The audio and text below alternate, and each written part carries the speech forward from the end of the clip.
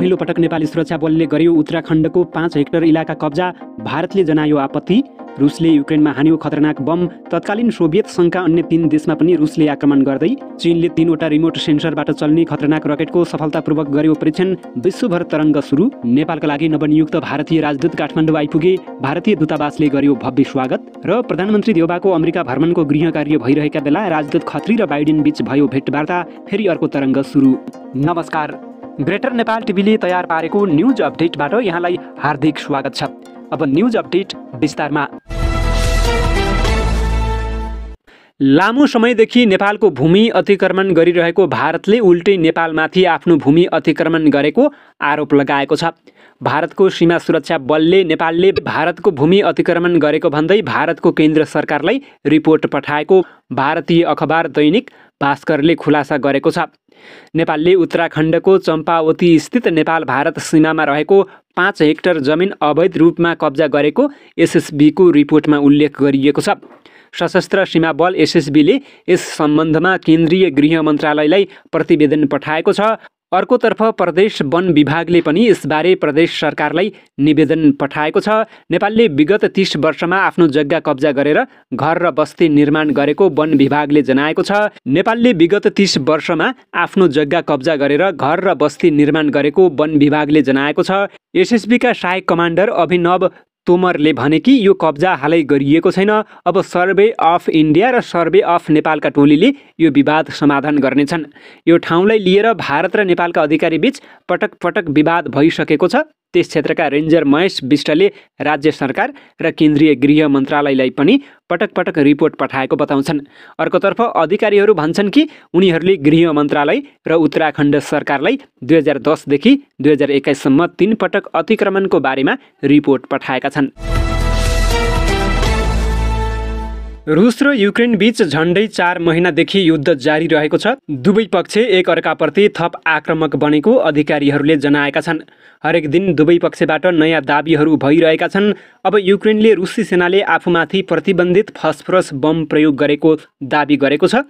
युक्रेनले एक विज्ञप्ति जारी गर्दै भनेको छ, रुसी सेनाले सुमी क्षेत्रको युनाकिभका समुदायमा ग्रान्ड मल्टिपल प्रक्षेपण रकेट प्रणालीबाट प्रतिबन्धित फस्फोरस बमहरू प्रहार गरेको छ। उक्त आक्रमणलाई लिएर युक्रेनका राष्ट्रपति भलोडिमिर जेलेन्स्कीले रुसको आलोचना गरेका छन्। उनले रुसले युद्धको नियम पालना नगरेको बताएका छन्। रुसी सेनाले युद्धमा प्रतिबन्धित फस्फोरस बम प्रहार गरेको युक्रेनले गम्भीर आरोप लगाएको छ।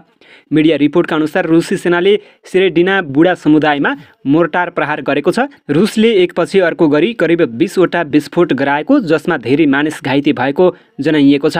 रुसले पछिल्ला केही दिनमा सुमी क्षेत्रका समुदायमाथि करिब 100 हमला गरेको मिडिया रिपोर्टमा उल्लेख गरिएको छ। युक्रेन र रुस बीच चलिरहेको भीषण युद्धका कारण रुसको नेटो देशहरूसँगको तनाव पनि बढ्दै गएको छ।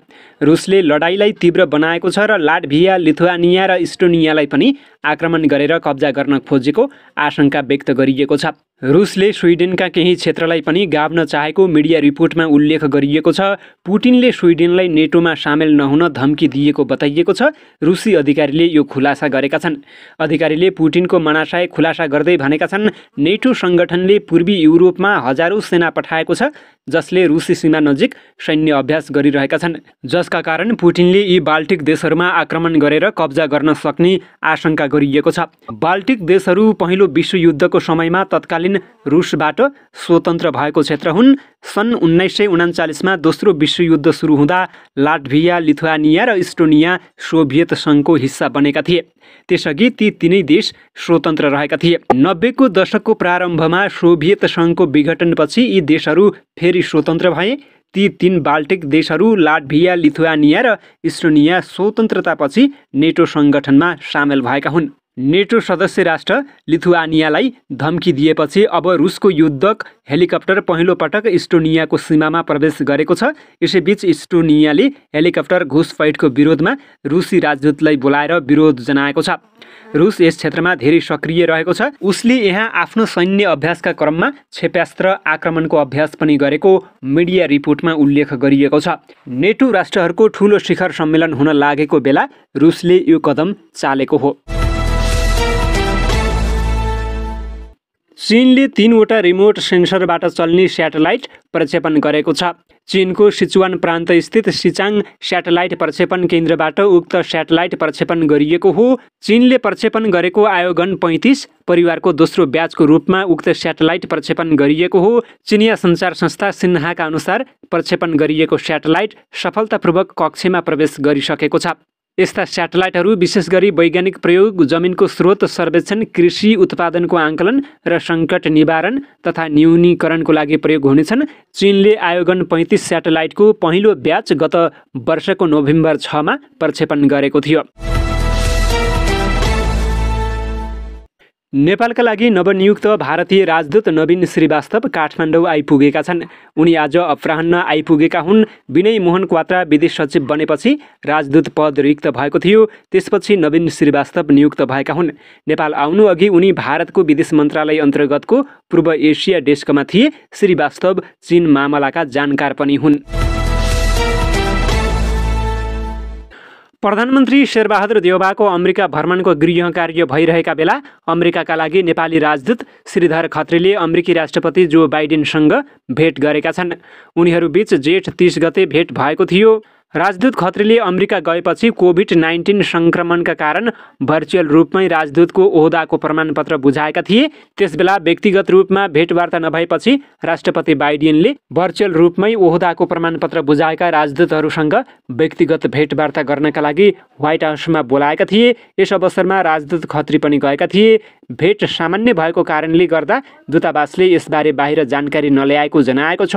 छोटो भेटवार्तामा राष्ट्रपति बाइडेनले नेपालको विषयमा चासो राखेको राजदूत खत्रीले कान्तिपुरलाई बताएका छन्। राष्ट्रपतिज्यूले नेपाल र नेपाली आफूलाई मनपर्ने बताउनु भएको थियो। साथै त्यस अवसरमा दुई मुलुक बीचको द्विपक्षीय हितको सम्बन्धमा पनि कुराकानी भएको थियो। प्रधानमन्त्री देउवाको अमेरिका भ्रमण असार अन्त्य वा साउनको पहिलो साता हुने भनिए पनि सरकारले औपचारिक रूपमा भने निर्णय गरिसकेको छैन। राजदूत खत्रीले बाइडेनलाई भेट्दा नेपालमा अमेरिकासँगको स्टेट पार्टनरसिप प्रोग्राम एसपीपीको सम्बन्धमा नेपालमा कुनै पनि चर्चा भएको थिएन। उक्त भेटपछि मात्र एसपीपीलाई लिएर नेपालमा विवाद भयो। नेपाल सरकारले त्यसलाई अस्वीकार गर्ने निर्णय पनि गरिसकेको छ।